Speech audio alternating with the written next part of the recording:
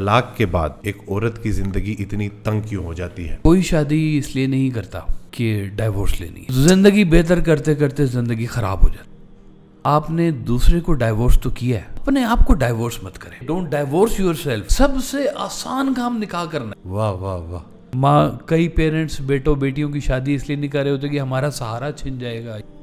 तुझे बेहतर बनाने की आरजू में तुझे वक्त नहीं दे पा रहे हम, ऐ जिंदगी हमें माफ करना, तुझे गुजार नहीं पा रहे। सरकार फरमाते थे, देखो एक शख्स तुम्हें गाली दे गया, अब तुम जितनी दफा उस गाली को सोच रहे हो वो गाली तुम अपने आप को दे रहे हो। औरत के लिए फाइनेंशियल फ्रीडम। मर्द क्यों इतना सुखी रह जाता है शादी के बाद और औरत क्यों इतनी दुखी होती है? जो इंसान आपके लिए वैल्यू नहीं रखता उसकी कही हुई बात को इतनी वैल्यू क्यों दे रहे हैं? फिर भी देखो 4 शादियां करेंगे, उधर भी जो है 70 हूरे। जन्नत में सेक्स नहीं है।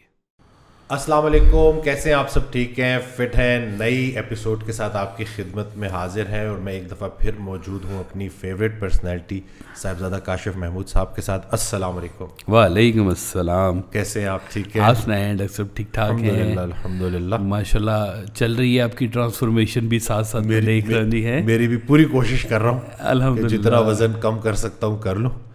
तो बस डाइट भी हो रही है, फास्टिंग भी हो रही है, वर्जिश भी हो रही है, रूह की ग़िज़ा भी चल रही है। रूह की ग़िज़ा भी चल रही है। अच्छी बात। और यहाँ से तो अल्हम्दुलिल्लाह अपनी दवाई मैं यहीं से लेता हूँ अल्हम्दुलिल्लाह। शुक्र वो बड़ी ज़रूरी है। रूहानी सेहत है तो सब कुछ है। बेशक ऐसी है जी।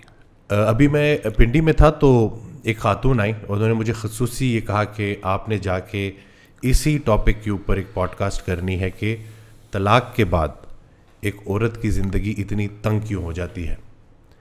ये उनका एक सवाल था कि बस ये सवाल पूछ लीजिएगा। ये एक सवाल थोड़ी है जी, ये तो पूरी एक दास्तान है जिसको कहना चाहिए, और बहुत डिफ़िकल्ट सी दास्तान है ये, बल्कि बड़े कर्ब वाली दास्तान है। कोई शादी इसलिए नहीं करता कि डाइवोर्स लेनी है। डाइवोर्स का हक है, बीवी के पास भी है, मियाँ के पास भी है, और ये बहुत नापसंदीदा शरीयत का एक हुक्म भी है। यानी कि पसंद नहीं फरमाया जाता, बल्कि यहाँ तक कहा जाता है कि शैतान बहुत खुश होता है जब उसको ये पता चलता है कि ये मियाँ बीवी के दरमियान में इख्तलाफात पैदा हो रहे हैं, मियाँ बीवी के दरमियान सेपरेशंस हो रही हैं, या मियाँ बीवी के दरमियान डाइवोर्स हो रही है। बड़ी मेहनत से, बड़ी मोहब्बत से माँ बाप शादी करते हैं, बेटी की भी बेटे की भी, खर्चे करते हैं अच्छे खासे, बड़ा माहौल होता है, और उसके बाद जब ये रिलेशन शुरू होता है बहुत बड़ी आपको ना एक एडजस्टमेंट चाहिए होती है दोनों तरफ से। स्टबननेस इसमें काम अच्छा नहीं किरदार अदा करती, लिहाजा आप कहते हैं कि थोड़ा सा कॉम्प्रोमाइज़ मियाँ भी करे, थोड़ा सा कॉम्प्रोमाइज़ बीवी भी करे, लेकिन इसके बावजूद भी कुछ लेजिटिमेट रीजंस होती हैं जिसके ऊपर औरत को भी कहा गया है कि वो तलाक ले ले, और मर्द को भी कहा गया है कि वो इससे बेहतर है कि वो उससे फ़र्क हो जाए। वो रीजंस शरीयत की मौजूद हैं, डिस्क्राइब करने की ज़रूरत नहीं है, क्योंकि जब ये डाइवोर्स वाला सीन हो रहा होता है ना, तो मियाँ और बीवी जिनसे भी मशवरा करते हैं, ज़ाहिर है आपस में तो कोई डिस्प्यूट पैदा हुआ ना जी। अब वो खातून ने अपने जानने वालों से रब्ता किया, मियाँ ने अपने कुछ चाहने वालों से रब्ता किया कि इसको कैसे निपटाया जाए, क्या किया जाए। 10 में से 9 बंदे ये कहेंगे कि भाई मत छोड़ो, रास्ता निकालो, एडजस्ट करो। यानी कि मेजॉरिटी जो लोगों की है वो ये नहीं चाहती कि इतनी खूबसूरती से जिस रिलेशन को बनाया गया है उस रिलेशन को तबाह किया जाए। तो वो कोशिश ये करते हैं कि जी आप संभालें मामलात को। आप देखें डिफ़िकल्ट क्यों होता है ये कि आप अपनी ज़िंदगी एक और शख्स के साथ मुकम्मल शेयर करते हैं। उसमें आप अपना माल भी शेयर करते हैं, अपना बेड भी शेयर करते हैं, अपनी रूह भी शेयर करते हैं। और जब किसी भी रीज़न के ऊपर जाके जब ये खड़े हो जाते हैं तो ये रीज़न के बाद अब इतना कुछ आपने जहाँ शेयर किया होता है तो वो छोड़ते हुए तकलीफ़ तो होती है, बिल्कुल दोनों को होती है। अगर ये कहे ना कि नहीं जी औरत का नुकसान ज़्यादा होता है या मर्द का नुकसान कम होता है, तो ये मैं आपको पक्की बात बता दूं, नुकसान दोनों का ही होता है, बिल्कुल, ज़्यादा कम की बात नहीं है। अब ये नुकसान उसकी जो इस वाक़े के बाद की ज़िंदगी है उसके ऊपर बहुत गहरा इफ़ेक्ट करता है। वो क्या नाम है उनका, गुलजार साहब, उनकी 2 लाइंस मुझे बड़ी पसंद है। वो फरमाते हैं कि तुझे बेहतर बनाने की आरज़ू में तुझे वक्त नहीं दे पा रहे हम, ऐ ज़िंदगी हमें माफ़ करना तुझे गुजार नहीं पा रहे हम। वाह वाह वाह वाह वाह। ज़िंदगी बेहतर करते करते ज़िंदगी ख़राब हो जाती है। अब अगर चलें हो गया जी ये, इसकी कोई भी रीज़न्स थी पीछे, अब आप फैसला हो गया, अब फैसले के बाद आ गया। यहाँ पे सबसे पहला जो काम करना है ना, वो करने वाला काम ये होता है कि आपने दूसरे को डाइवोर्स तो किया है, अपने आप को डाइवोर्स मत करें। वाह वाह। खुद को लोग डाइवोर्स कर देते हैं, ज़िंदगी छोड़ दी, लोगों से तवक्कुआत बढ़ गई, माशरा हमें क्या दे रहा है। ओ माशरे ने देना क्या है आपको, पहले क्या दिया माशरे ने आपको, आपने भी माशरे को कुछ नहीं दिया। मैं सच्ची बात बताऊं आपको, मैं आपको बड़ी एक ना वो फन फैक्टर बताऊं। एक दफ़ा ना मैंने अपनी बेगम साहबा से कहा, मेरा वैसे इरादा कोई नहीं लेकिन मैं वैसे बता रहा हूँ, मैंने कहा जी मुझे बताएं कि ऐसा कौन सा आपके पास फार्मूला है कि जिसके बीच में आप मियाँ को कहें कि आपको मैं इजाज़त देती हूँ आप दूसरी शादी कर लें, कंडीशंस कोई बताएं। यही माशरे से तवक्कुआत करते हैं ना आप कि जी डाइवोर्सी है, विडो है, मर्दों को तो चलें लामोहला लड़कियां मिल जाती हैं, ख़वातीन मिल जाती हैं। क्यों मिल जाती हैं? इसलिए कि वो कमाऊ पूत है, कमा रहे हैं। अच्छा आपने मेडिकल किया है, मैंने भी MBA किया हुआ है। आपके मेडिकल में और हमारे MBA में ख़वातीन बहुत होती थी। बिल्कुल। अब एक रिसर्च के मुताबिक अच्छे नंबर लेती हैं हमेशा ख़वातीन, बहुत पढ़ने लिखने में बबर शेर है ना जी, और टॉपर शॉपर टाइप इस तरह से। जहाँ पे प्रैक्टिकल लाइफ की बात आती है उसमें से पता चलता है जी 60% ख़वातीन ने आगे मेडिकल कंटिन्यू ही नहीं किया, वो घुस गई रोज़ी रोटी में। अब उन्होंने एक किस्म का सेक्रीफाइस किया अपने करियर को, अपनी एजुकेशन को, और अपने कोई भी ज़िंदगी के प्रोजेक्ट्स थे उन्होंने उसको सेक्रीफाइस किया कि वो औलाद की परवरिश करें, औलाद की नरिशमेंट करें और ध्यान दें। क्यों? अब हमारे यहाँ तो ये बड़ा नुकसान है जी, मैं सच्ची बात बताऊँ, बाहर के ममालिक में ऐसा नहीं है। यहाँ पे जब खातून को डाइवोर्स होती है या डाइवोर्स लेती है वो, उसको मियाँ की इनकम में से 1 रुपया नहीं मिलता। और वो क्या होता है जी, जो हक महर जिसको बोलते हैं, शादी करते हुए क्या कहा जाता है जी, शरई रखे, 25,000 रख दो, 20,000 रख दो। उसकी वैल्यू क्या है? आप 2 दिनों में 25,000 रुपये उड़ा देते हैं। एक अच्छी जगह पे खाना खाने चले जाएं फूड स्ट्रीट में, 10 बंदे तो 25,000 रुपये उधर लगा के आ जाते हैं। कोई वैल्यू है?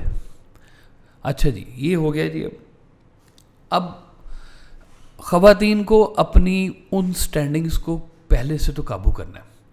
अच्छा वो मैं बात बता रहा था बेगम साहब ने कहा कि नहीं देखें, मर्द जो है ना वो इंसाफ नहीं करते, दूसरी बीवी कर लेते हैं, पहली को छोड़ देते हैं, नान नफ़का नहीं देते, ये नहीं करते, वो नहीं करते, इस तरह की बहुत सारी बातें। मैंने कहा जी ये बात कैसे पता चलेगी कि मर्द आपको नान नफ़का दे रहा है या नहीं दे रहा, जब तक कि उसकी दूसरी शादी नहीं होगी। पहले से तो वो कर रहा है, बच्चे भी पाल रहा है, बेगम को भी पाल रहा है, शॉपिंग करा रहा है, स्कूल की फीसें दे रहा है, ये कर रहा है, वो कर रहा है, सारा कुछ। तो अब अगर उसने दूसरी शादी करनी है तो कैसे पता चलेगा पहले से कि ये आपके साथ क्या करेगा? अगर आपका ज़िंदगी का 10 साल का तजर्बा है, आपको पता है यहाँ से थोड़ा सा बाहर निकले ना, या अरब जैसे ममालिक, इंडोनेशिया, मलेशिया को भी बीच में शामिल कर लें, ये शादी के कुछ अरसे बाद जो फर्स्ट वाइफ होती है वो सेकंड वाइफ ढूंढना शुरू कर देती है कि मियाँ के लिए सेकंड। इसका ताल्लुक पैसों से नहीं है, वहाँ पे भी बहुत गरीब लोग हैं जिनकी 3-3 4-4 शादियाँ हैं, 2-3 तो नॉर्मल है। जिनके पास पैसे ज़्यादा है वो साथ साथ फारिग भी किए जाते हैं, उनको अच्छा घर शर बना के, उनके सपोर्ट सिस्टम सारा बना के दिए जाते हैं और वो आगे शादियाँ एक टाइम में 4 कर सकते हैं। लिहाजा जो ज़्यादा अमीर लोग हैं उनकी 20-20 बीवियाँ भी हैं। तो अब आपने यहाँ पे जो अब गुर्बत के आगे कि आप सबको नान नफ़का बराबर कर नहीं दे सकते, तो वहाँ पे भी लोग रहते हैं, एक घर में रहते हैं। यहाँ तो बड़ा इशू है एक घर में नहीं रहना। तो मैं बेगम साहबा को ना इसके ऊपर क्वेश्चन करता गया कि अच्छा क्या हो सकता है। तो एंड रिजल्ट पता है क्या निकला आपको, कि कोई ऑप्शन नहीं है। वाह वाह, वो किसी तरीके से आपको इजाज़त नहीं देगी कि आप दूसरी शादी कर लें। अब जब वो खुद इजाज़त नहीं दे रही, वो कैसे एक्सपेक्ट कर सकती है माशरे से कि माशरा उस विडो को भी वो हक देगा। अल्लाह अकबर। या तो वो कहे ना कि जी ठीक है जी, आपने अपने नफ्स के लिए शादी नहीं करनी, आप कोई विडो ढूंढें, ज़रूरतमंद ढूंढें, कोई बेवा ढूंढ लें, कोई तलाक याफ्ता ढूंढ लें, डाइवोर्सी ढूंढ लें, तो मैं ढूंढती हूँ, शादी करते हैं आपकी दूसरी। लो क़यामत ना आ जाएगी उस दिन, है ही नहीं। वो यही कह देंगे कि वैसी मदद कर दो, निकाह करना ज़रूरी है ये बात। तो फिर जब वो खुद विडो या डाइवोर्सी बनती है, क्या तवक्को करती है, माशरा क्या बिहेव करेगा? ख़राब हो गया ना, सारे का सारा निज़ाम ही ख़राब हो गया। तो हमारे निज़ाम में तो, इस्लामी निज़ाम में ये तो था ही नहीं, इतना मुश्किल तो बनाया हुआ नहीं था। सबसे आसान काम निकाह करना है, सबसे आसान काम। 4 गवाह बुलाने हैं आपने, उनके सामने आपने अनाउंसमेंट करनी है, दैट्स ऑल। खाना नहीं भी होगा तो भी निकाह ठीक है, मेहंदी नहीं होगी तो भी निकाह ठीक है, आप लाओ लश्कर नहीं भी लेके जाएंगे तो भी निकाह मुकम्मल होगा। बिल्कुल सही। इस्लाम ने तो इतना सादा सा कर दिया कि भाई 4 गवाह बुलाओ, उनको सामने इकरार करो। कोई आयात भी नहीं है फिक्स कि ये वाली आयात पढ़नी है तो फिर आप करने का, वो खुद हुज्जतुल विदा का खुतबा सुना देते हैं मौलवी बाज़ का निकाह में भी। तो आयात की बात नहीं है, आपकी एक अनाउंसमेंट है, लोगों के सामने खड़े होके आप खड़े हुए हैं और आपने कहा कि हाँ मैं कबूल करता हूँ। औरत को भी कहा, मर्द को भी कहा, 3 दफ़ा उसके मुंह से इकरार करवाया। बहुत सादा सा काम था, बहुत मुश्किल कर दिया। अब ये मुश्किलात बढ़ती जाएंगी दुनिया में। दुनिया को छोड़ें, इस्लाम में, इस्लामी ममालिक जितने भी हैं, ख़वातीन के रेशो ज़्यादा, मर्द की कम। अब ये नहीं मैं कह सकता कि 2.5 औरतें हर एक केस में आ रही हैं लेकिन मर्द क्यों इतना सुखी रह जाता है शादी के बाद और औरत क्यों इतनी दुखी होती है? इसलिए कि उसने अपना वो जो पढ़ाई की थी या अपनी उसने जो एजुकेशन ली थी कि मैं अपने आप को अपने लिए कम से कम इफ़ेक्टिव बनाऊंगी, वो दरमियान से निकल गई। अब वो छोड़ के बैठी हुई है सारा कुछ, उसने सारा कुछ मियाँ पे डिपेंड किया हुआ था, मियाँ बीच में से निकल गया, या हक हो गया या तलाक हो गई या कुछ भी हो गया, वो माइनस हो गया मियाँ बीच में से। अब उसकी ज़िंदगी आगे सड़क के ऊपर, नाउ व्हाट? अब वो क्या एक्सपेक्ट करती है माशरे से? माशरे से ये एक्सपेक्ट करेगी कि वो उसको आएंगे, दिलासा देंगे। ये तो हवस भरा माशरा है सारे का सारा। आप जाके ये इन्हीं ख़वातीन से पूछें कि जनाब आपसे सच्ची मुच्ची शादी करने कौन आया और हवस कौन झाड़ने के लिए आया आपके ऊपर? बिल्कुल सही बात। वो बताएंगी 99% मर्द हमारे पास सिर्फ चस्का लेने के लिए आ रहे हैं। मैं बहुत बुरा लफ्ज़ यूज़ कर रहा हूँ, मैं माजरत खाऊँ, लेकिन हकीकत है ये, बिल्कुल सही बात, कि मर्द हजरात इसलिए आ रहे हैं वहाँ पर। तो औरतें कमज़ोर इसलिए हो रही हैं कि उन्होंने अपने आप को कमज़ोर बनाया हुआ है। मत बनाए कमज़ोर। ये ज़िंदगी अगर आपको इस मकाम पे ले आई है कि फ़र्ज़ किया, एक तो डाइवोर्स है ना, दोनों का एक जैसा स्टेटस होता है, डाइवोर्सी का भी और विडो का भी इस माशरे के अंदर। तो क्या ज़िंदगी ख़त्म हो गई? अब उसके पास लाइफ है, मायूसी गुनाह है, उसका काम है खड़े हो वहाँ पर, खड़े होकर अपने आप को संभाले। देखें, कोई भी औरत, कोई भी मर्द ये मैं बहुत अंदर की बात बता रहा हूँ, जब तक उसको आगे से कहीं से सॉफ्ट पिलोज नहीं मिलेंगे वो नहीं छोड़ती। वो सॉफ्ट पिलोज पेरेंट्स भी हो सकते हैं। मैं सिर्फ ये नहीं कह रहा कि वो डाइवोर्स इसलिए ले रही है कि आगे शादी करनी है उसने। उसको संभालने वाले, आप देखें पुराने वक्तों में ख़वातीन या माएँ जो होती थी क्या कहती थी, अब पुत्र तो जा रही है ना, तू फौत हो गई आई। यानी कि इतना कहा जाता है कि बस अब यहाँ तुम्हारा दाना पानी ख़त्म हो गया, जाओ उठे जाके खाओ पियो मौज करो, जो भी करना जी, अपनी ज़िंदगी संभालो, अपने बच्चे संभालो, अपने जो भी करना है करो, शिकायतें लेके मेरे पास ना आया करो, चीज़ों को मैनेज करो। मैनेज करती हैं ख़वातीन, मैनेज करती हैं, मर्द भी मैनेज करते हैं, लेकिन सम टाइम ये मैनेजमेंट कामयाब नहीं होती। तो इसलिए इस्लाम ने एक जगह दे दी हुई है कि आप यहाँ से, अच्छा ये जो जगह है ना जी जहाँ पे सेपरेशन होती है, यहाँ पे सरकार वाले साहब ने एक बड़ा खूबसूरत जुमला कहा हुआ है। आपने कहा हुआ है कि जुदा होना है तो अच्छे तरीके से जुदा हो। वो बल्कि कहते थे देख पका के जुदा हो, है कि आपने सेपरेट करना ही है लाइफ को। तो बल्कि कहा करते थे कि साथ रहना है तो झगड़ा किस बात का, नहीं रहना तो झगड़ा किस बात का, अलग हो। यानी कि झगड़ों से निकल के अलग होता नहीं है ऐसे। ये ऐसे होता है कि जैसे वो एक मलमल का कपड़ा है और खारदार झाड़ी के अंदर से खींच के निकालना है, अब वो लीरो लीर हो के खराशे ले के वो बाहर निकलेंगे। ये रिलेशन इस तरह का इफ़ेक्ट पैदा करता है आपके अंदर। तो वो जब लीरो लीर हो गया, तार तार हो गया, वैल्यू कम हो गई। औरत की वैल्यू नहीं कम होती, मर्द की भी वैल्यू कम नहीं होती। वैल्यू कम होती है जब आप अपने आप को डिवैल्यू करें। मैंने जब कहा ना कि डोंट डाइवोर्स योर सेल्फ, तो इसका मतलब ये कि आप कम से कम अपने आप का तो ध्यान करें ना।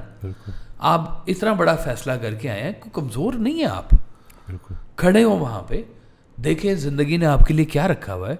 अगर अल्लाह ताला आपको इस मकाम पे ले आए तो ये भी गौर करें आगे क्या है अब आपके लिए। आगे ज़रूरी है कि क्या सिर्फ शादी ही है?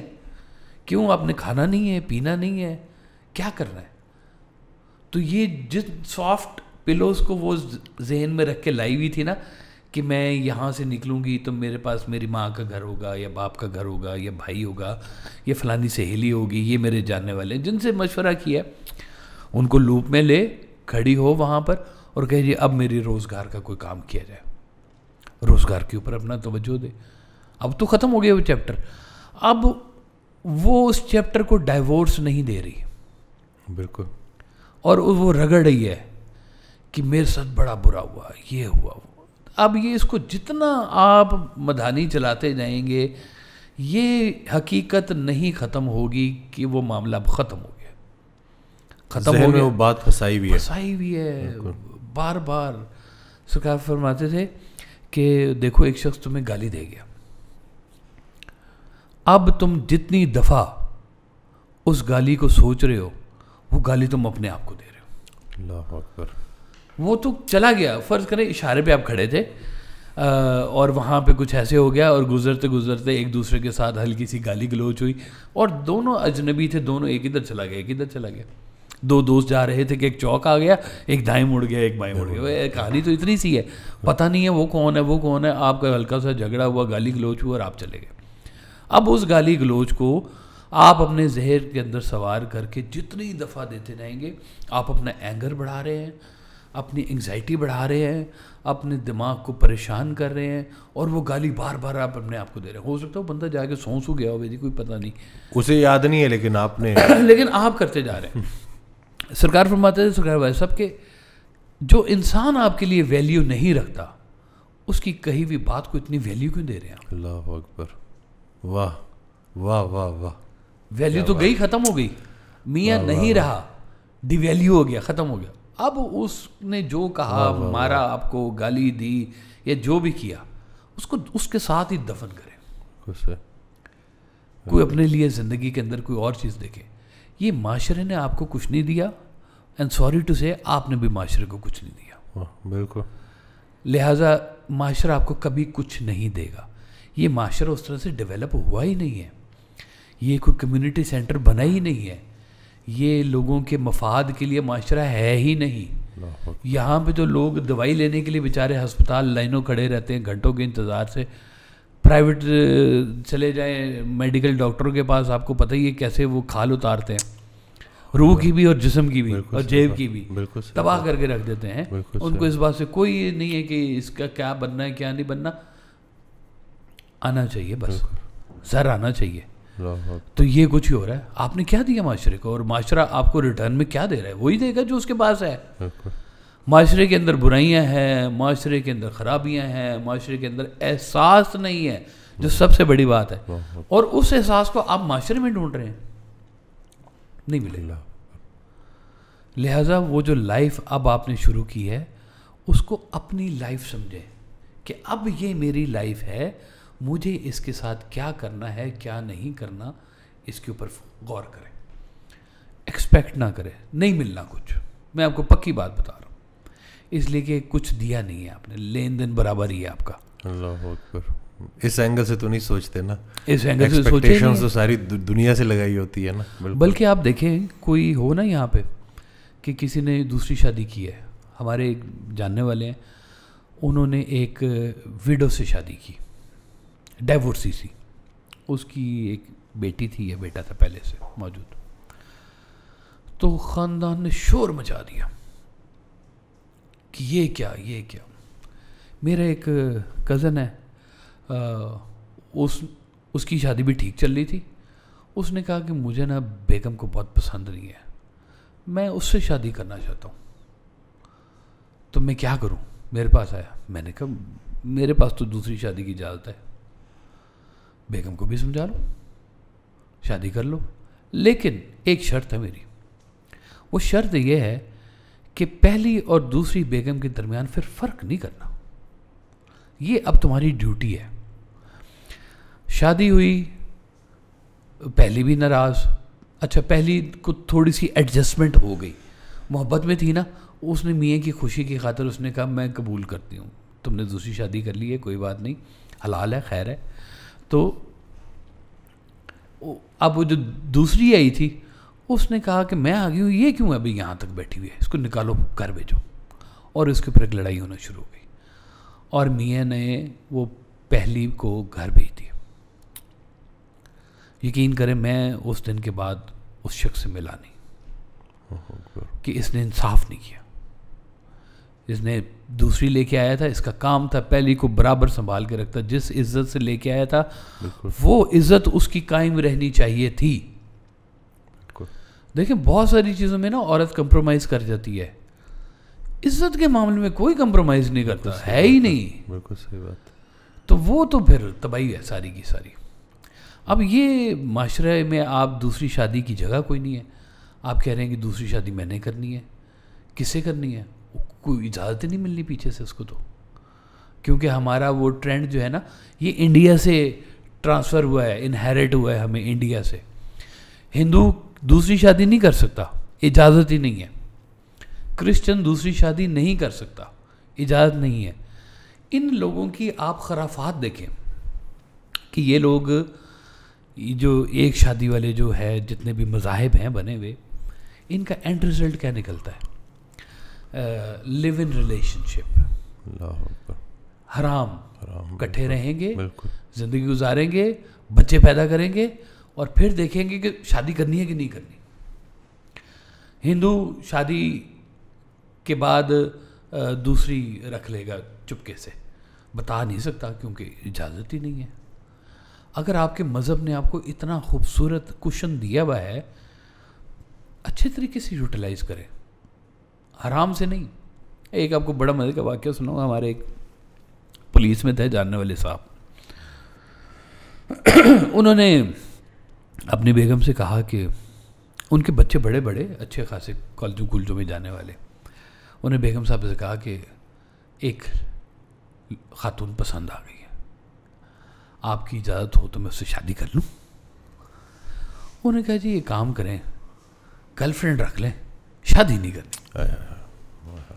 कि हराम खा ले तू, हलाल नहीं तुझे मैं करने दूँ। ये मेरे दोस्त ने वाक़या सुनाया था कि कहते मैं अपने फादर के साथ बैठा हुआ था, तो कहते मेरी वाइफ भी सामने खड़ी थी, तो मेरे फादर ने मुझसे पूछा कि वो फ़लाना दोस्त तुम्हारा नज़र नहीं आ रहा। कहते जी वो तो मसले में पड़ गया, उसने तो दूसरी शादी कर ली है, बड़े मसले चल रहे हैं। तो मेरे फादर ने बोला कि वो तो डरपोक सा लगता था, इतना बहादुरी वाला काम उसने कैसे कर दिया। बात ठीक है। ठीक है, अब ये बात बोली, कहते मैं कमरे से निकला हूँ, मेरी बेगम मेरे पीछे आई है और मेरे गिरबान में हाथ डाल के कहती है कि तुमने बाहर जो मुंह काला करना है करो, मेरे ऊपर अगर तुम दूसरी लेके आई तो मैं तुम्हें ज़िंदा नहीं छोड़ूँ। तो ये नहीं कि कहता है कि मैं हैरान कि वो मेरी बीवी जिसने मेरी ईमान की हिफाजत करनी है, वो मुझे बिल्कुल फुल इजाज़त दे रही है कि बाहर जो करना है करो। क्योंकि वो उसके फादर ने जब भी बोला ना बहादुरी के सेंस में लिया, तो वो जो बेगम साहब है बहादुरी का काम, हम कमज़ोर लोग हैं जी। हमारे ना एक वो पीर साहब आए उधर से इंडोनेशिया से, तो वो सबसे मुलाकात हुई, सारे श्राइन्स को विज़िट किए उन्होंने कहा जी बड़ा खूबसूरत निज़ाम माशाल्लाह, तसव्वुफ़ का, सूफिया कराम का, श्राइन्स का मैंने देखा है, विज़िट किया है, बहुत मुझे अच्छा लगा और बड़े पढ़े लिखे लोग इसके साथ इन्वॉल्व हो रहे हैं। लेकिन मुझे आप लोगों से एक शिकायत है। तो सारे बैठे थे, मैंने कहा जी क्या शिकायत है? वो अंग्रेज़ी बोलता था, तो मैंने पूछा, मैं कहा जी क्या शिकायत है आपको? उसने कहा जी शादियाँ आपने एक की हुई हैं। वो हमारे दरम्यान में थे साहब, उन्होंने कहा कि हुजूर वो हम बड़ी मोहब्बत करते हैं अपनी बीवी से। तो उन्होंने कहा ये कौन सी मोहब्बत है कि आप दूसरी शादी नहीं कर सकते? मोहब्बत फैलाएं और शादी करें। और ये एक ना यूं समझें कि ये एक स्टिग्मा बन गया है, एक टैबू बन गया है। ये लग्जरी समझते हैं, लेकिन ये बड़ा टेस्ट है जी। ये तो मतलब आसान काम नहीं है कि सिर्फ, या तो ऐसे होता ना कि बस सिर्फ घूमे फिरे एंजॉय किया, वो तो पूरी लाइफ की कमिटमेंट है। और फिर लो अंदाज़ा करें, एक दिन मेरी बेगम साहब की तबीयत बड़ी सा ख़राब, डेंगी शेंगी उनको हुआ, उन्होंने कहा जी मैं फोत हो जाऊँगी तो आप दूसरी शादी कर लेंगे। मैं क्या सोचना भी ना, इतनी ये हरकत दोबारा नहीं मैं करने वाला। ये बहुत जान जोखों का काम है। मैं तो बहुत डरपोक आदमी, मैं ऐसे भागता ही हूँ। तो ये देख लें कि माशरा हमारा उस तरह से इस्टेब्लिश हो नहीं सका जिस तरह से होना चाहिए था। हमारे माशरे में जो इस्लामिक नॉर्म्स होनी चाहिए थी वो नहीं हुई हैं। जो लेजिटिमेट रीजंस जो डिस्क्राइब्ड हैं हर चीज़ के, वो उस तरह से अपनी असली हालत में मौजूद है नहीं। अब माशरा आपको कुछ नहीं दे रहा। हेल्प योरसेल्फ, अपने आप पे काबू रखें। आप ताकतवर तवाना होंगे तो अपने आप को भी संभाल सकते हैं, अपने बच्चों को भी संभाल सकते हैं। अगर आप मेंटली तौर पर हार चुके हैं तो फिर आपके लिए कुछ नहीं होता। आपने देखा ना सुसाइड्स केस कितने आ जाते हैं, डिज़ास्टर्स लाइफ हो जाती है। एंग्जाइटी, डिप्रेशन, पिल्स शायद इन्हीं वजह से चल रही हैं सारी की सारी। बिल्कुल सही। इसलिए कि उन्होंने क्या छोड़ दिया? होप। उम्मीद छोड़ दी। होप नज़र नहीं आएगी। होप आपको अल्लाह दे सकता है और कोई नहीं दे सकता। या अल्लाह का बंदा ही वो आके देगा आपको होप कि कायम रहो, ज़िंदगी चलाओ। मैं बहुत सारी ऐसी ख़वातीन को जानता हूँ जो डाइवोर्स्ड हैं, अपना घर चला रही हैं, अपने बच्चे पाल रही हैं, जिनके बच्चे नहीं हैं वो ख़ुद इस्टेब्लिश्ड हैं। अब वो मुझे एक बेटी ने कहा कि जी मैं दूसरी शादी करना चाहती हूँ। मैं कहा बेटा पहले जो एग्ज़ाम दे रही हूँ ना ये दो, अपने आप को इस जगह पे लेके आओ कि तुम्हें मियाँ की इनकम की ज़रूरत ना हो, बिल्कुल उस पर डिपेंडेंट ना हो। तुम इतनी हो कि तुम खुद अपने पाँव पे खड़ी हो। अब तुम्हारी चॉइस है, अपनी पसंद से बंदा देखो। क्या बात है। ताकि ये तुम्हें ना एहसास हो कि जी कल को इसने मेरा बैंक अकाउंट अगर लॉक कर दिया तो मैं किधर जाऊंगी। ये बहुत कॉमन है ये चीज़, क्योंकि उनको मर्दों को पता होता है कि ये तो डिपेंडेंट है, तो इस वजह से वो यही ब्लैकमेलिंग है, यही ब्लैकमेलिंग हो रही है। और जबकि ये बात एहसास में होनी चाहिए कि अगर आपकी पढ़ी लिखी बीवी इतना कुछ सेक्रीफाइस कर रही है, अपनी एजुकेशन सेक्रीफाइस कर रही है, अपने फ्यूचरिस्टिक गोल्स को सेक्रीफाइस कर रही है for sake of her marriage, तो अब तो मियाँ की वो बराबर की इनकम की हिस्सेदार है। आप आस्क नहीं कर सकते उसको कि आपने उसको कौन सा गिफ्ट दिया था। ये आपका हक है, उसका नान नफ़का पूरा करना, उसकी शॉपिंग पूरी करना, जितनी आपकी बसात है उसी हिसाब से। इसका कोई जवाब नहीं है कि आप क्या करेंगे क्या नहीं करेंगे, वो आपको करना ही करना है हर हाल में। और ये कोई एहसान नहीं है। एहसान तो फिर गिनोगे तो वो भी आएगा एहसान कि इस खातून ने इतनी एजुकेशन ली थी और वो सब कुछ सेक्रीफाइस करके एज अ हाउस वाइफ तुम्हारे साथ चल रही है। हमारे अंदर तो ये भी बड़ी जेलसी है डॉक्टर साहब। मैं एक शादी बड़े, वो कहना नहीं चाहिए, इतना कुछ देख चुका हूँ ना यहाँ पे होते हुए। शादी हुई, लड़का अच्छा था, डॉक्टरेट कर रहा था, लड़की ने मास्टर किया हुआ था। लड़की ने कहा कि मैंने जॉब करनी है। उन्होंने कहा ठीक है तुम भी जॉब करो, मैं भी जॉब करता हूँ। वो लड़के को जॉब नहीं मिली, लड़की को बहुत अच्छी जॉब मिल गई, गाड़ी शाड़ी भी मिल गई, पैसे ऐसे भी मिल गए। कुछ अरसे बाद मियाँ जेलस हो गया कि इसके पास तो मेरे से ज़्यादा पैसे आने शुरू हो गए, और यही बात डाइवोर्स पे चली गई। इतनी उसको एंग्जाइटी हुई कि उसने इस एंग्जाइटी में बीवी को मारना शुरू कर दिया। अब हाथ उठाना तो कहीं पर भी वाजिब नहीं है, सिवाय एक चीज़ के कि वो बद किरदार ना हो, और वो भी उसकी एक ख़ास लिमिट है कि वो छड़ी छोटी सी शतूत की टहनी कह लें, निशान ना पड़े ऐसे तंबी के लिए, और अगर फिर भी तो फिर आप उसे लद करें। कहते एक सहाबी थे, वो सहाबी थे कौन थे, बहरहाल कोई एक वाक़या मुझे इस तरह से याद है कि उन्होंने शिकायत की कि जी मैं ना अपनी बेगम को डाइवोर्स कर रहा हूँ। तो उन्होंने कहा जी रीज़न्स। उन्होंने कहा जी रीज़न्स मैं आपको कैसे बताऊँ, अभी वो मेरी बीवी है, मैं रीज़न्स नहीं बता सकता आपको। तो उन्होंने कहा जी ठीक बात है, आपकी बीवी, अब रीज़न ना बताएं। कुछ अर्से बाद डाइवोर्स हो गई। वो लोग आए, उन्होंने कहा जी अब तो डाइवोर्स हो गई, अब बता दें रीज़न्स क्या थे। कहते अब वो गैर महरम है, अब नहीं बता सकता। वाह वाह वाह वाह, क्या बात है जी, क्या बात है। छुपाना तो फिर यहाँ तक है ना, फिर सारी की सारी बात, इज्जत रखना दूसरों की इस हद तक भी कि बाद में भी फिर इज्जत रहे। सुभान अल्लाह। तो ये देख लें, ये ख़वातीन जो है ना, मैं बहुत शुरू से कहता आ रहा हूँ, मुझे ख़वातीन जो है ना वो मैं चाहता हूँ कि स्ट्रॉन्ग हो, बेटियाँ हमारी स्ट्रॉन्ग हो, कम से कम फाइनेंशली स्ट्रॉन्ग हो। जिस तरह से हम बच्चों की, लड़कों की एजुकेशन के ऊपर स्पेंड करते हैं, हम उसी तरह से बेटियों की एजुकेशन के ऊपर स्पेंड करते हैं। जिस तरह से उनके करियर के बारे में, क्यों कि कल को उसने आपका ध्यान रखना है, बेटे ने। मैं आपको फॉर श्योर बता दूं डॉक्टर साहब कि बेटियां बाप का बहुत ध्यान रखती हैं। सुभान अल्लाह, बेशक काफ़ी देर तक रखती हैं। मैंने अपनी अम्मा जी को देखा कि नाना बू के बेटे और भी थे, लेकिन जब सब चले गए थे तो मेरी अम्मा जी वहाँ खड़ी हुई थी, और उन्होंने कहा कि आप मेरे पास आ जाएं, मैं आपको संभालूंगी। और उन्होंने संभाला। वो बीमार थे, थोड़े से उनको इश्यूज भी थे, कोई मेडिकल भी था, निजासत भी हो जाती थी, लेकिन मेरी अम्मा जी ने संभाला अपने वालिद को। लेट एज में उनकी अपनी तबीयत नहीं ठीक होती थी, लेकिन वो उन्होंने संभाला। तो बेटियां बेटे बराबर ही हैं। पता ही नहीं होता आपको कि बेटा आएगा कि बेटी आएगी, अल्लाह की बांट है। वो बेटी दे दे या बेटा दे दे, बराबर है आपके लिए।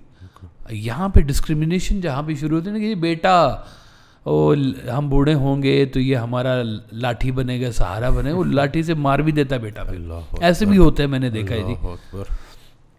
सरकार ने फरमाया कि मैंने ना एक बंदे को दरबार पे देखा, खड़ा दुआ मांग रहा था कि जी या अल्लाह, मैंने जो दुआ यहाँ पे आज से 20 साल पहले मांगी थी, या अल्लाह मेरी वो दुआ वापस कर दे।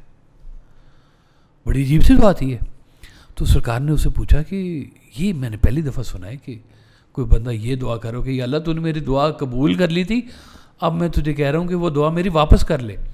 वो उसने कहा मैंने 20 साल पहले यहाँ दुआ मांगी थी कि मुझे बेटा मिले, बेटा मुझे मिल गया।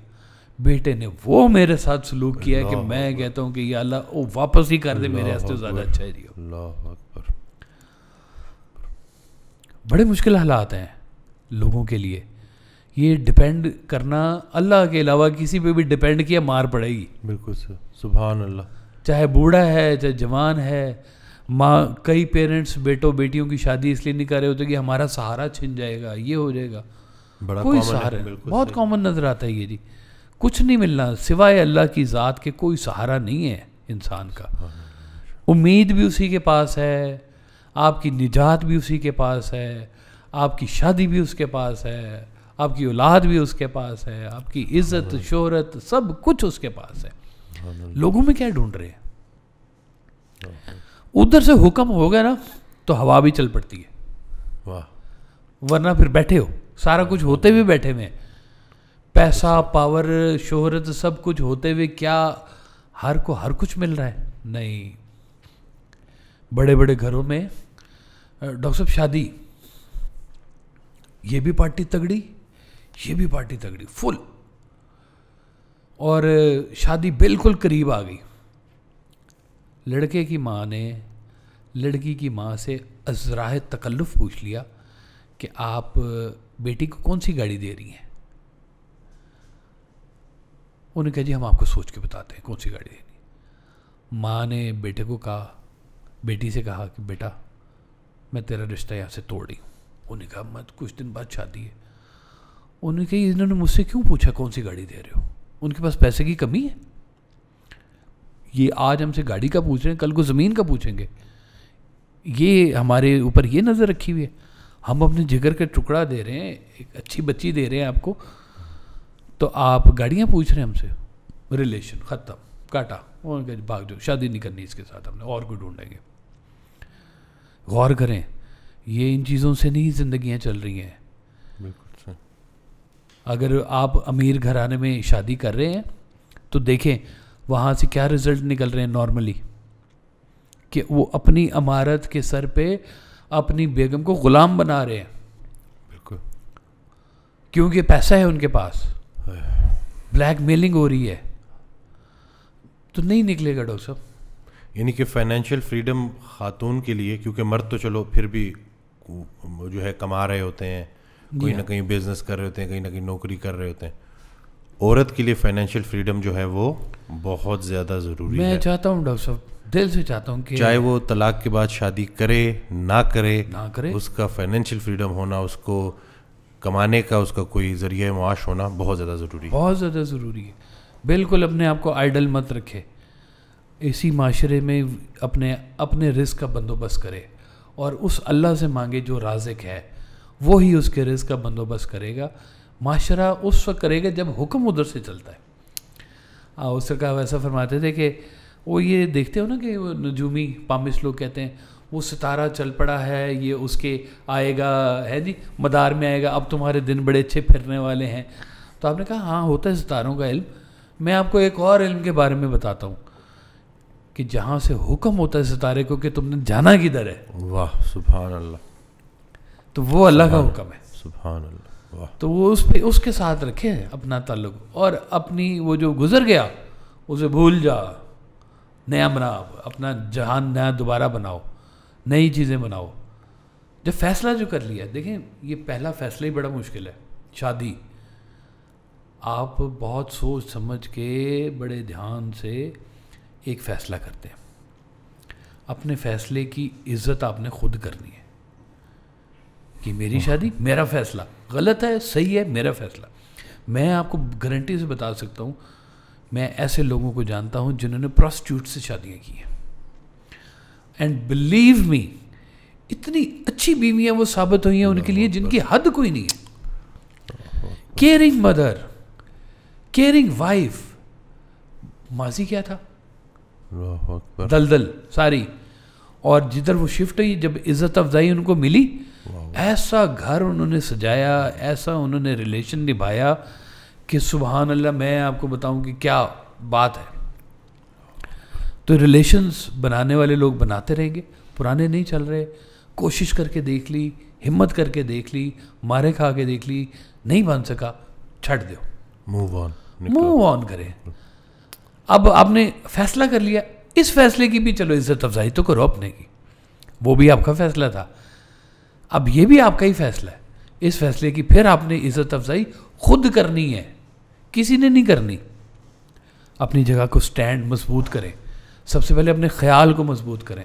वो जो मैं कह रहा हूँ कि डोंट डाइवोर्स यूर सेल्फ, तो इसका मतलब ये कि अपनी जहनी, जिस्मानी, रूहानी हर तरह की सेहत का ध्यान करें। आप ठीक होंगे तो आगे को काम चलेगा। बिल्कुल सही।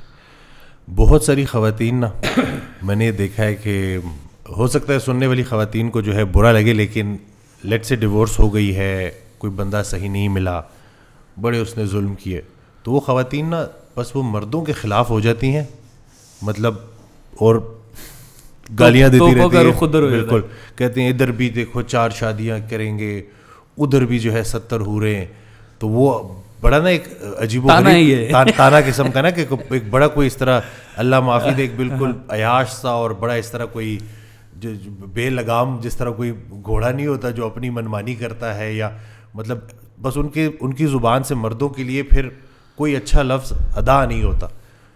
इसका ना जवाब मौजूद है, और ये जवाब जो मैं आपको दे रहा हूँ, इस जवाब से बहुत सारे दुकानें बंद हो जाएंगी। मैं आपको पक्की बात बता रहा हूँ, बहुत सारे लोग ख़िलाफ़ भी होंगे, और इसका जवाब बुज़ुर्गों ने दिया हुआ है। और इसका जवाब ये है कि जन्नत में सेक्स नहीं है। मैं आपको पक्की बात बता रहा हूँ, निजासत है सेक्स में, जन्नत में निजासत नहीं है। सुभान अल्लाह। अब जिन औरतों का ये शिकवा है कि वहाँ पे 70 हूरें हैं, उनको अगर ये आप बता देना कि जनाब जन्नत में तो ये फैसिलिटी आपको नहीं मिलने वाली, फिर क्या करेंगे? देखिए, गौर करें ना, जन्नत में तो कोई इस तरह से गलत बात भी नहीं है, कुछ भी नहीं है बिल्कुल। तो सरकार फरमाते थे जन्नत तो अपनी पसंद के लोगों में रहने का नाम है। सुभान अल्लाह, वाह वाह वाह वाह, सुभान अल्लाह। वो अशफाक साहब ने पूछा था ना कि भाई साहब ये बिजू जैसे लोग भी जन्नत में जाएंगे? आपने कहा जी वो जाएंगे या नहीं जाएंगे, आप नहीं जाएंगे। वो एकदम डर गए, उन्होंने कहा जी ये क्या बात कर रहे होंगे? मैं आप पक्की बात बता रहा हूँ, जिसको किसी दूसरे के जन्नत में जाने पे एतराज़ होगा वो जन्नत में नहीं जाएगा। जन्नत तो अपनी पसंद के लोगों में रहने का नाम है। सुभान अल्लाह। ऐसे ही बढ़ानी शुरू कर दो जन्नत। वाह वाह वाह, सुभान अल्लाह। अब देखें, ये इसलिए लोग समझ, हम ना इस दुनिया में रहते हुए जो उस दुनिया का जिक्र किया है वो हम उसको अपनी यहाँ की अकल के हिसाब से देख रहे होते हैं। अब शहद खाया जी आपने जी, अल्हम्दुलिल्लाह जी। कौन बनाता है? मक्खी बनाती है। अब मक्खी छत्ता बनाती है, उसमें से आप शहद निकालते हैं, बोतलों में डालते हैं और आप देते हैं, शहद खाते हैं जी। फार्मिंग हो रही है, मक्खियाँ रखी हुई हैं, पूरे पूरे बनाए हुए फार्म्स आपने बनाए हुए। जन्नत में नहरें हैं शहद की, उसके पीछे क्या जंगल लगा होगा शहद की मक्खियों को जो बनाई जा रहा है और नहरों में सप्लाई दे रहा है। अब ये समझाने के लिए है कि यहाँ की दुनिया को कि ये शहद है, यहाँ पे इंसान को नुत्फे से पैदा किया गया है। इंसान की जो कहनी चाहिए एक सेटिस्फाइंग जो होती है ना, वो सेक्स में रखी गई है और उसका एक तरीका बताया गया। अब ये नेचुरल डाल दी गई है और इंसान को एक गंदे नुत्फे से पैदा फरमाया ताकि उसको अपनी औकात का पता याद रहे कि तुम किधर से पैदा हुए और भूलना नहीं ये बात तुमने। अब उधर का जो बताया गया है वो यहाँ को एग्जाम्पलाइज किया गया है। अब वो एग्जैक्ट वैसे नहीं है वहाँ पर कि जो आप सोचते हैं कि जी यहाँ पे भी उसको जी 4 शादियाँ हैं, वहाँ पे भी उसकी 70 शादियाँ, ये वो वाली शादियाँ है ही नहीं। वहाँ पे अल्लाह ताला ने आपके लिए किस चीज़ में मज़ा रखा हुआ है आपको अंदाज़ा ही नहीं है। सुभान अल्लाह। जैसे यहाँ पे सूरज है, दिन है, रात है, एक गर्दिश ज़मानो मकान चल रही है आपकी। जन्नत में अगर सूरज ना हुआ फिर तो वहाँ पे क्या होगा जी? अब आप सोचने बैठ जाएंगे जी पता नहीं सूरज नहीं है तो लाइट किधर से आएगी? वो लाइट बनाने वाला खालिक है, उसने कैसे निज़ाम चलाया हुआ है। दूध की नहरें बनाई हुई हैं तो पीछे कोई डेयरी फार्म लगे हुए हैं कि जहाँ से दूध की नहरें आनी है। वो हुक्म पे चल रहे सारे का सारा। आप अल्लाह मियाँ को भी ना एक अच्छा सा इंसान ही समझा हुआ है लोगों ने। अल्लाह अकबर। कि वो ऐसे करके चलाया गया है, वो जैसे वो उसके हुक्म के ऊपर दुनिया बनती है, चलती है सारी। कि वो पूछा हज़रत इब्राहीम सलाम ने कि जी कैसे ये अल्लाह ताला तू जो मुर्दे दफन हो गए हैं उनको तू कैसे दोबारा ज़िंदा करेगा? उन्होंने कहा ये परिंदा लो, इसके 3 टुकड़े करो, 3 चोटियों पे रखो और ताली बजाओ। उन्होंने जाके ताली बजाई तो तीनों जगह पे जो गोश्त रखा था वो इकट्ठा हुआ, दोबारा परिंदा बना और उड़ के उनके सामने आ गया। उनका ये हम कर सकते हैं तो वो क्या चीज़ है? सुभान अल्लाह। एक दफ़ा बना सकते हैं तो क्या दोबारा नहीं बना सकते? सुभान अल्लाह। वो क्या सरकार फरमाते थे, ओ मेकर रीमेक मी, ओ बनाने वाले मुझे फिर से बना, फिर से ताज़ा दम बना। ईमान ही ताज़ा होता है जी, तो वो ताज़ा दम होते रहना चाहिए। इसलिए जन्नत की कहानी बिल्कुल और तरह से है। ये उसको सेक्स के ज़ुमरे में ना लेके जाएं। और ये जो अक्सर सवाल होते हैं कि जी अच्छा चले जी उसको तो हुरे दे दी, हमें क्या दिया अल्लाह ताला ने? अल्लाह ताला कितना सत्तारुल अय्यूब है, खूबसूरत अल्लाह ताला। उसने यहाँ पर भी ख़वातीन की शर्म का ध्यान रखा। मर्द ना थोड़ा सा बेशर्म है, इसलिए थोड़ी सी खोल खोल के बताई, शराब तहूर है, शहद है, वो है, ये है नहीं। और अगर आप किसी खातून से पूछें तो शायद हो सकता है उसके नफ्स में भी यही बातें हों जो मर्द की होती है। सोचते मेरी, समझते मेरी बात? बिल्कुल।